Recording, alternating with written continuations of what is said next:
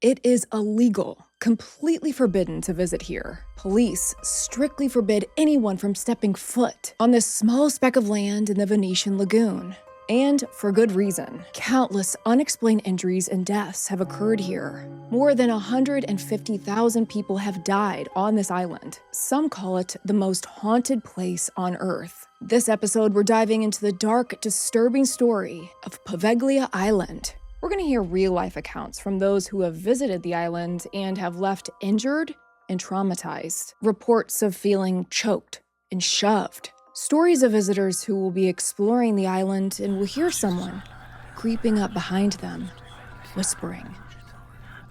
It gets closer and closer, but as soon as they turn around, no one's there. And the story of a girl who visited the island and was violently attacked by an entity and was left needing stitches. By the end of this episode, you're going to be creeped out. Hey, maybe you already are.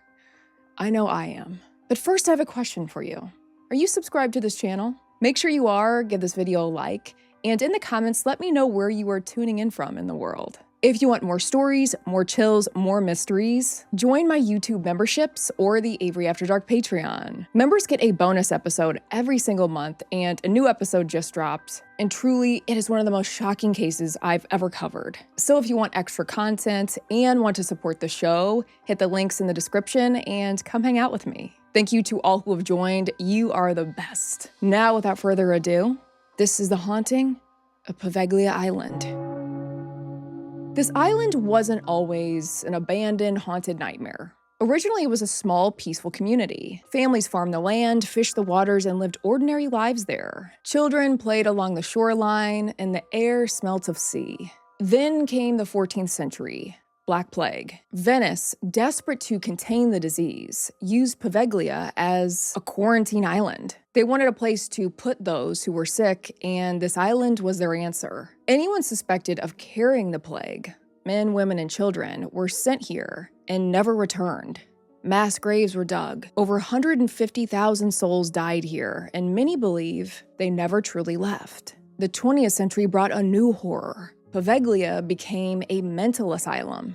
In 1922, it opened to the public. It operated as a psychiatric hospital, though it was also used as a nursing home and long-term care facility for the elderly. It's pretty horrible. Patients were experimented on here and abandoned.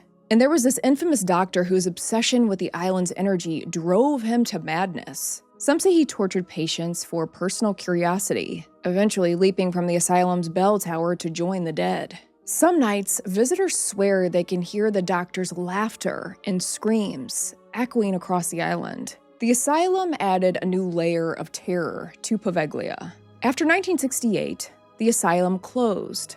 Nature reclaimed the island, but the horrors remained.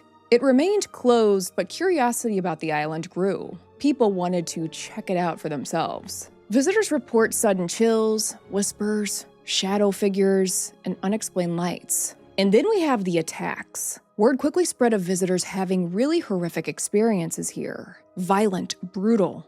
This is no average haunting. This place is dangerous. Multiple accounts claim visitors felt an invisible force pushing or choking them. There are quite a few reports of visitors that say it feels like someone is choking them. They can feel hands wrapping around their necks. Oh my goodness. Some say they were scratched by something unseen. Others describe the feeling of overwhelming dread, nausea, and it's not uncommon for people to actually become physically ill here. And the feeling that they're being watched. There are reports of hearing disembodied screams, strange voices.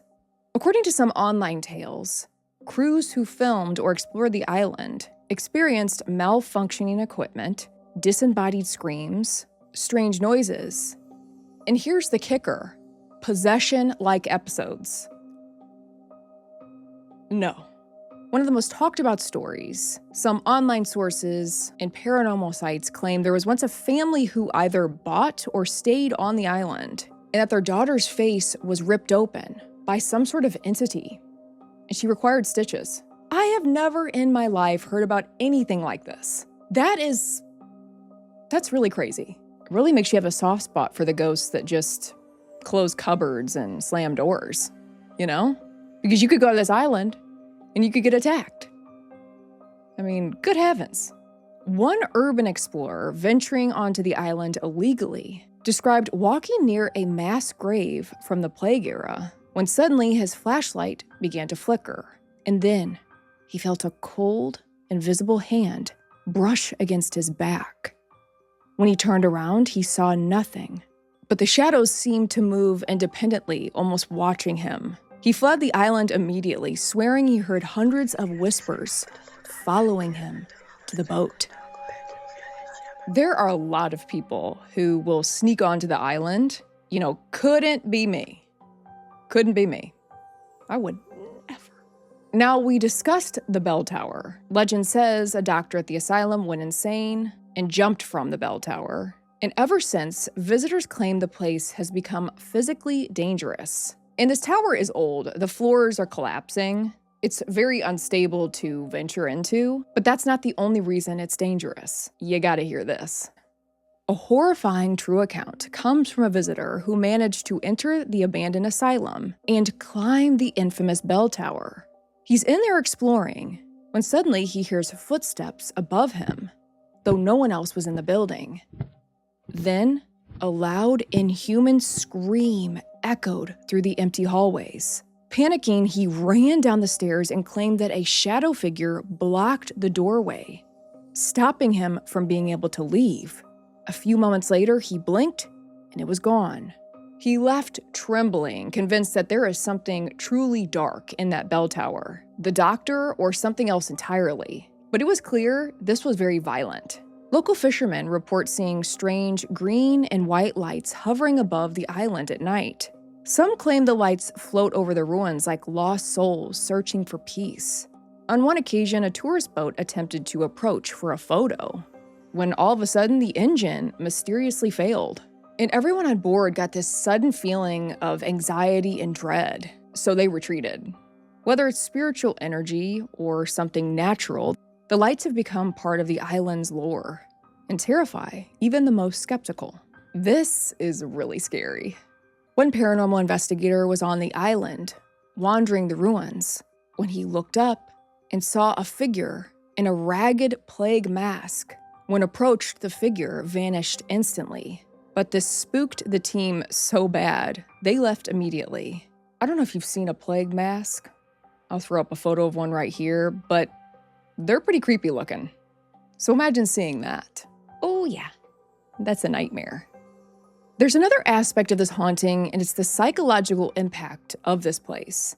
After visiting and leaving the island, many report lasting effects. Night terrors, anxiety, a heaviness. Many report feeling sick for days after visiting this place. Now, many will say, yes, it is dangerous to visit this island, but the reason it's closed is because of structural hazards. Abandoned buildings, decaying floors, unstable walls. These are real risks. People can become injured here and even die, and that has no connection to any ghost activity. But those who have visited the island will tell you without a doubt, this place is different.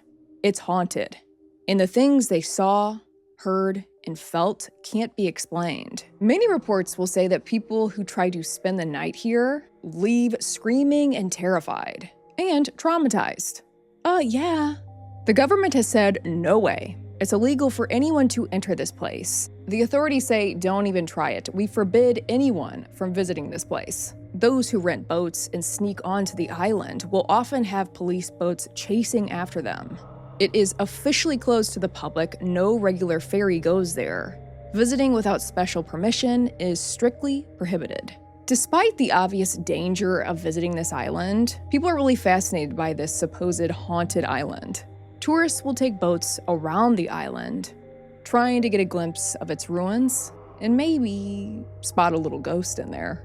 And there have been countless ghost shows and documentaries about the island and its legends. But most who visit this place do so at their own peril, and many return with some pretty terrifying stories, as you've heard. This place has a real draw. It's illegal, it's forbidden, and it's haunted. Plague, mass graves, cruelty, abandonment. Many believe that such intense energy, tragedy, leaves a residual energy, a kind of imprint on the land itself. And I do believe that. I'd love to know your thoughts, but have you ever visited a place and just felt heavy? Whether it's a house, a hotel, a town, there's some places that just give you that visceral reaction where you're like, I gotta get out of here. If you've ever felt that, let me know where in the comments. Whether you call it ghosts, residual energy, or just a heavy, unsettling feeling, this island certainly has a presence and a reputation. And I gotta ask, would you be interested in visiting the island? I think the physical aspect of this place, I'm out. Thank you so much for joining me for this episode. Make sure you subscribe to this channel, give this video a like, and share Avery After Dark with your friends, family, coworkers, anyone you know that loves a good mystery. And let me know what haunted spots you want to see next on the show. Next episode, I've got so much more coming your way. Until then, check out these videos. You could pick this one, super mysterious, super creepy, or that one. That one's very scary. Which one are you gonna pick?